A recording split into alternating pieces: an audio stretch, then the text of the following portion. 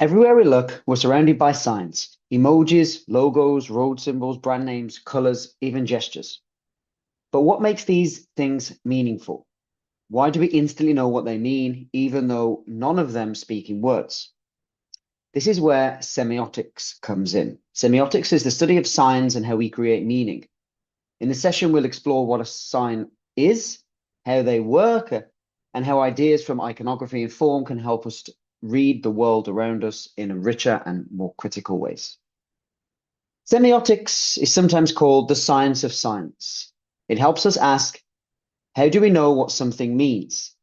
And how does that meaning depend on culture, context, and convention?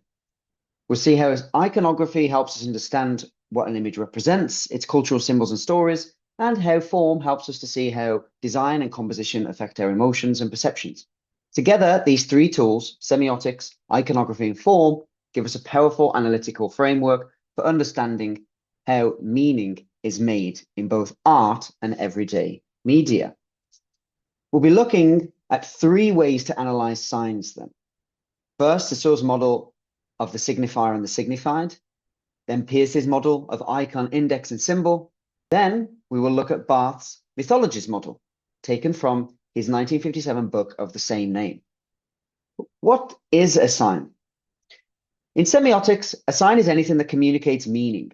This could be a word, a sound, a gesture, a photograph, or even a smell. Think of the word tree. The letters T-R-E-E are just marks on a page, yet they invoke an image in your mind. A tall plant with leaves and a trunk. In that moment, the written word is functioning as a sign. This relationship between form and meaning is the foundation of semiotics. De Saussure, a linguist often called the father of semiotics, explained that every sign is made up of two parts, the signifier and the signified. The signifier is the form the sign takes, the sound we make, the word we write, or the image we see. For example, when you read or say the word tree, the letters or sounds themselves are the signifier. The signified is the concept that comes into your mind, the mental image of a tall plant with a trunk and leaves. It's not the physical tree itself, but it's the idea of what the tree is. When the signifier and the signified come together, they form the sign, a complete unit of meaning. Saussure also points out that this relationship is arbitrary. There's nothing about the sound tree or the word tree that naturally connects to the concept of a tree.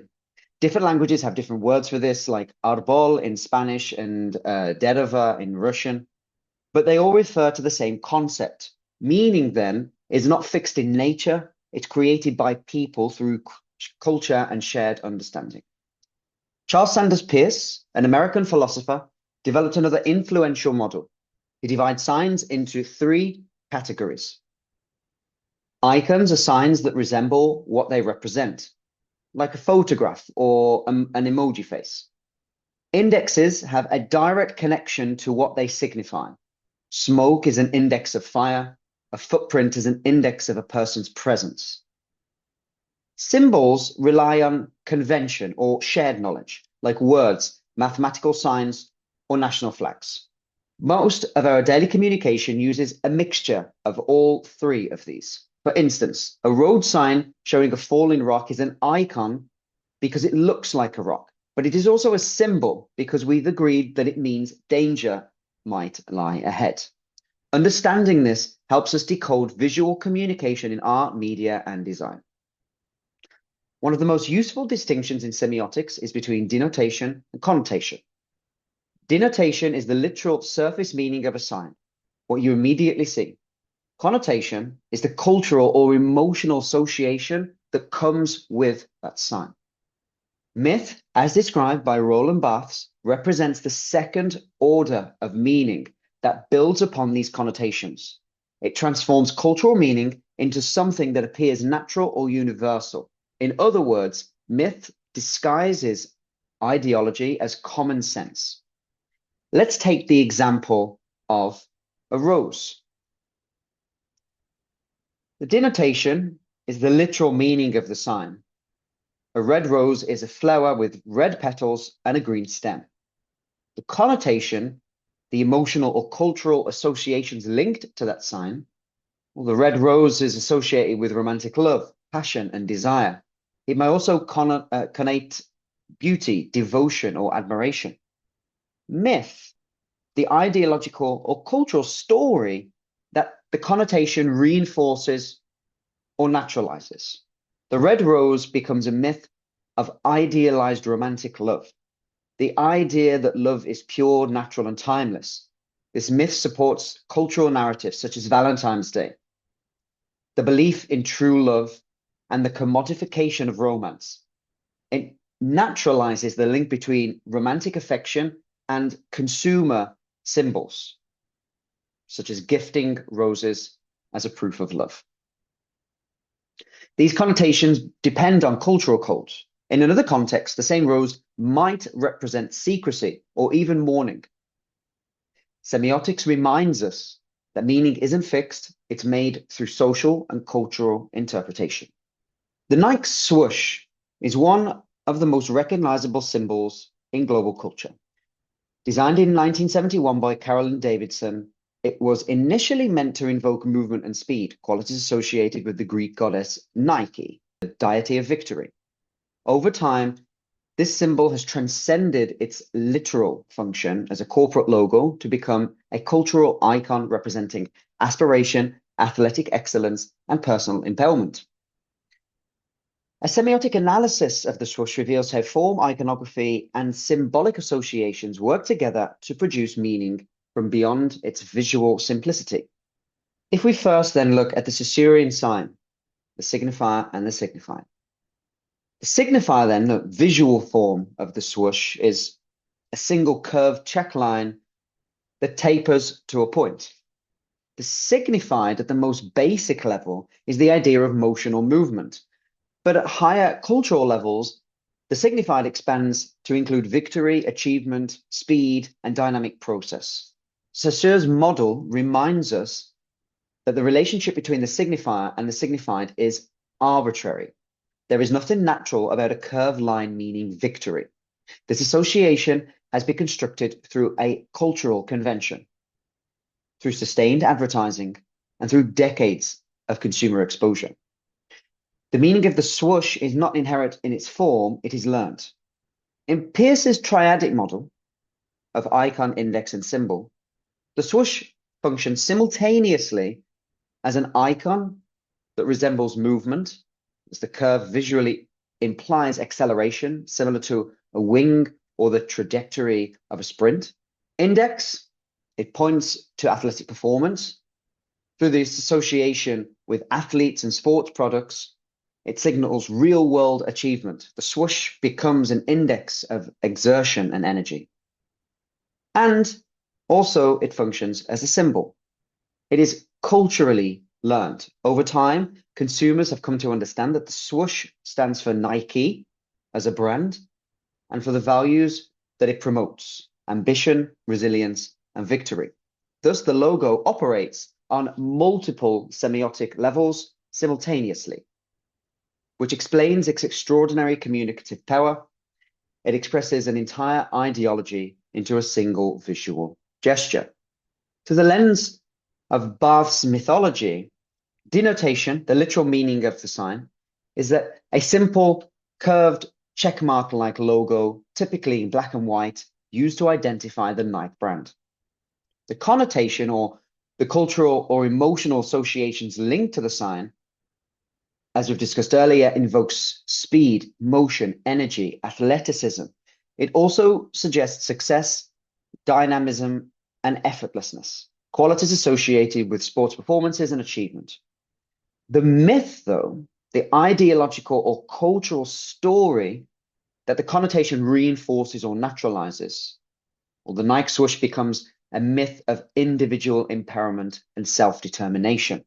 It naturalizes the capitalist idea that success is achieved through personal willpower and perseverance. We think also of the logo "Just Do It" that usually appears below the sign.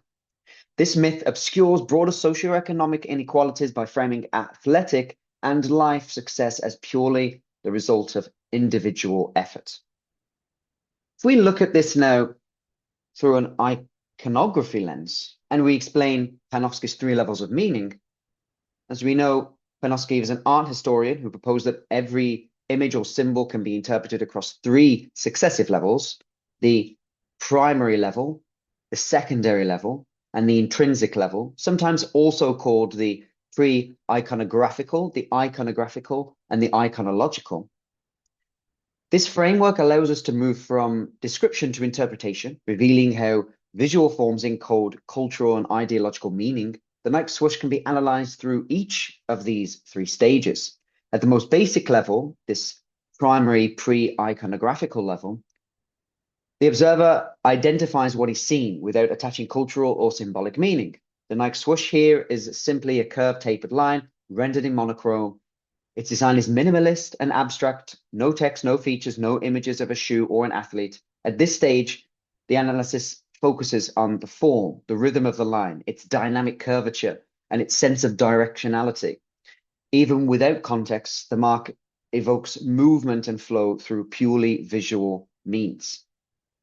The second level, the iconographical level, asks what the image represents within a cultural tradition. The swoosh recalls the wings of the Greek goddess Nike, the divine personification of victory.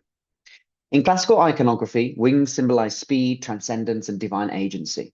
At this level, the logo's meaning expands from simple visual form to symbolic content.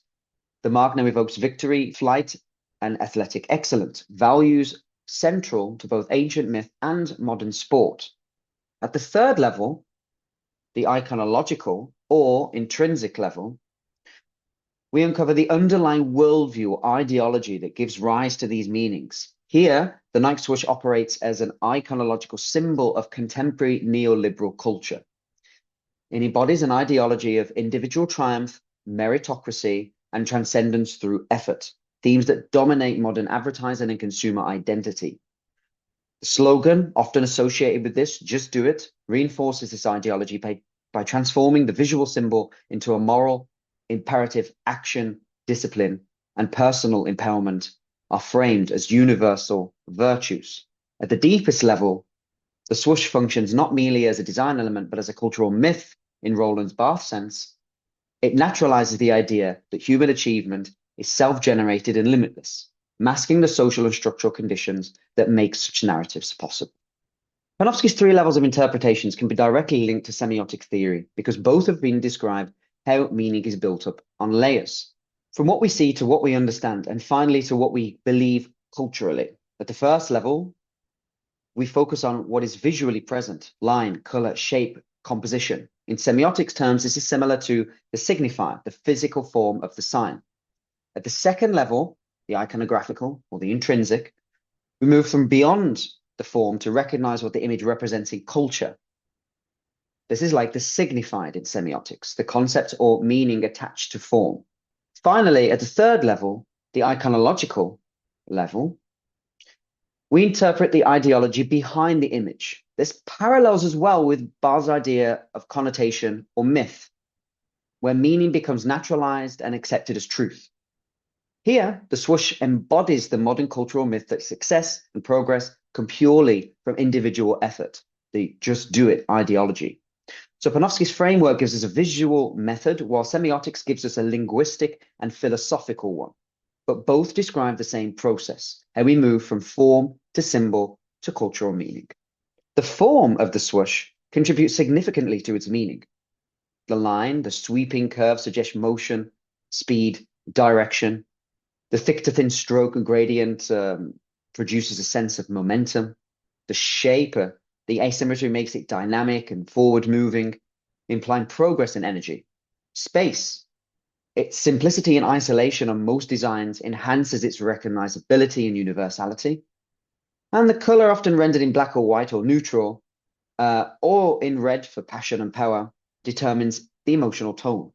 Rogers Fry's theory of form helps us to see that these formal qualities evoke emotion directly before any conscious recognition of the brand. Even stripped of the word Nike, the form still communicates action and vitality, a clear example of how form itself functions as a signifier. Semiotics is not limited to art. It's a vital visual tool for understanding modern media. Think about advertising. A perfume advert rarely sells you the product itself. Instead, it sells you a sign system, luxury, desire, confidence, the soft lighting, the typography, the model's expression. All of these are signifiers that build emotional meaning. Or consider branding, as we've already discussed. The Nike swoosh is more than just a logo. Semiotics tell us that it's a symbol of movement, determination, and identity. The form, its sweeping dynamic curve, visually signifies speed and power. Even political communication relies on semiotics. A flag is just a fabric, but semiotically, it is a sign loaded with identity, pride, and ideology. The arrangement of colors and shapes, the form, activates deep emotional associations. Semiotics helps us to see how media and design constantly shape our perceptions through signs and systems. So what have we learned? Semiotics gives us a framework to understand how meaning is made through the relationship between the signifiers and what they signify. Saussure taught us that these relationships are arbitrary and shaped by culture. Peirce showed us that signs can resemble, connect, or symbolize their meanings. And concepts like denotation and connotation remind us that meanings can shift depending on context. By connecting semiotics with iconography, we learn to decode the cultural symbols embedded in images. By connecting it with form, we see how design, color, and composition shape emotion and perception. Together, they give us a visual literacy toolkit, a way of creating a critical view of the world. Next time you see an advert, a film scene, or even a meme, you can ask yourself, what are the signs? What meanings are being constructed? And whose values are being communicated? Semiotics helps us move beyond just seeing. It teaches us to interpret. It transforms everyday images into opportunities for critical understanding. And thank you.